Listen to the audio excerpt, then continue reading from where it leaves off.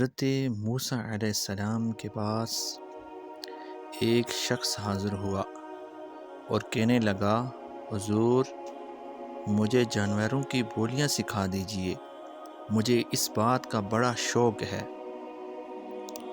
آپ نے فرمایا، تمہارا یہ شوق اچھا نہیں، تم اس بات کو رہنے دو۔ اس نے کہا، حضور آپ کا اس میں کیا نقصان ہے، میرا ایک شوق ہے، اسے پورا کر ہی دیجئے۔ حضرت موسیٰ علیہ السلام نے اللہ سے عرض کی کہ مولا، یہ بندہ مجھ سے اس بات کا اصرار کر رہا ہے۔ ارشاد فرمایا،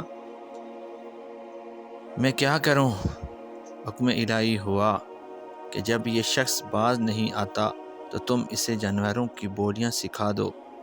چنانچہ حضرت موسیٰ علیہ السلام نے اسے جانوروں کی بولیاں سکھا دیں۔ اس شخص نے ایک مرغ اور ایک کتا پال رکھا تھا۔ ایک دن کھانا کھانے کے بعد اس کی خادمہ نے دسترخوان جو جھاڑا تو روٹی کا ایک ٹکڑا گرا۔ اس کا کتا اور مرغ دونوں اس کی طرف لپکے اور وہ روٹی کا ٹکڑا اس مرغ نے اٹھا لیا۔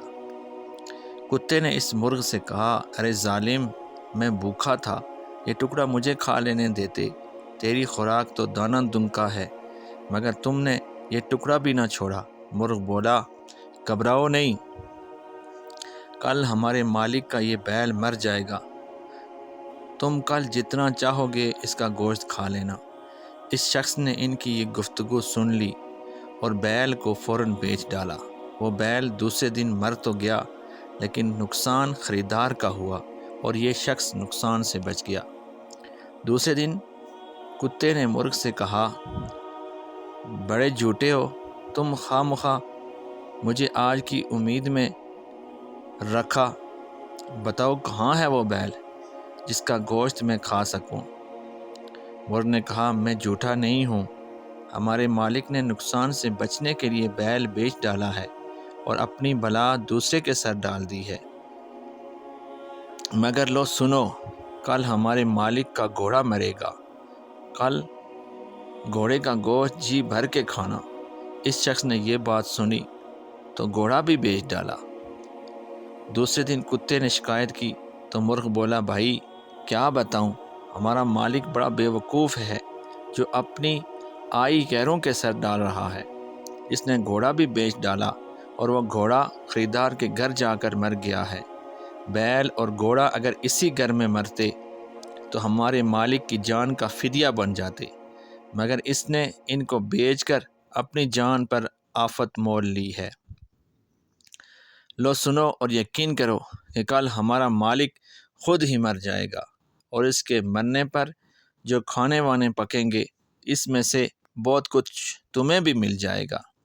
اس شخص نے جب یہ بات سنی تو اس کے ہوش اڑ گئے کہ اب میں کیا کروں، کچھ سمجھ میں نہ آیا، اور دوڑتا ہوا حضرت موسیٰ علیہ السلام کے پاس آیا اور بولا، حضور میری غلطی معاف فرمائیے اور موت سے مجھے بچا لیجئے۔ موسیٰ علیہ السلام نے فرمایا، نادان، اب یہ بات مشکل ہے، آئی قضا ٹل نہ سکے گی، تمہیں اب جو بات سامنے نظر آئی ہے مجھے اسی دن نظر آ رہی تھی جب تم جانوروں کی بولیاں سیکھنے پر اصرار کر رہے تھے، اب مرنے کے لیے تیار رہو۔ چنانچہ دوسرے دن وہ شخص مر گیا۔ مال و دولت پر اگر کوئی آفت نازل ہو اور کسی قسم کا کوئی نقصان ہو جائے تو انسان کو غم اور شکوہ نہ کرنا چاہیے، بلکہ اپنی جان کا فدیہ سمجھ کر اللہ کا شکریہ ادا کرنا چاہیے اور یہ سمجھنا چاہیے کہ جو ہوا بہتر ہوا۔ اگر مال پر یہ آفت نازل نہ ہوتی تو ممکن ہے جان ہلاکت میں پڑ جاتی۔